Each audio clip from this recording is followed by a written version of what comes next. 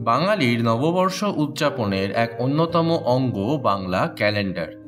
যদিও বাংলায় সন বা বঙ্গাব্দ শুরু হওয়ার ইতিহাস নিয়ে অনেকগুলি মতামত রয়েছে, তবুও অধিকাংশ ঐতিহাসিকই মনে করেন এর প্রচলন হয় মুঘল সম্রাট আকবরের হাত ধরে।